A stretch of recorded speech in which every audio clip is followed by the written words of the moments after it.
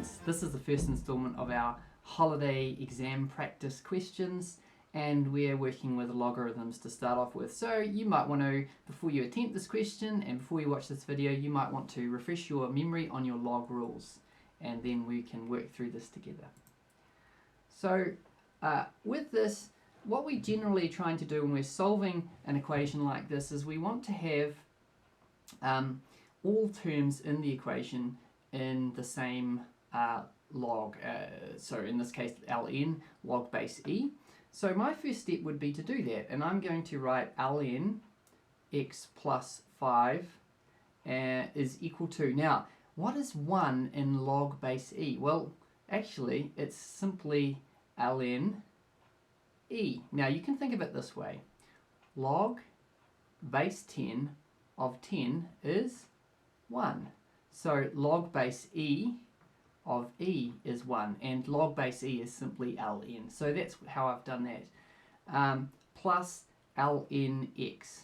Now we're going to use our log rules to simplify the right hand side. So our next line is going to read something like this: ln x plus 5 is equal to ln, and then ex is, that's the one term on the right hand side now using our log rule.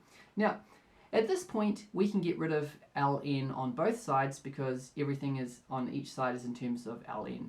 So next line will be x plus 5 is equal to ex. Now I'm going to pull over to the left hand side all of my terms. So I'm going to have x minus ex plus 5 is equal to 0, and at this point I'll pull the 5 across the other side. So it'll be x minus ex is equal to negative 5. Factorize the left hand side, so x into 1 minus e is equal to minus 5. Then pull over 1 minus e, so I get x by itself. I'm going to divide both sides by 1 minus e. So this will be minus 5 all over 1 minus e.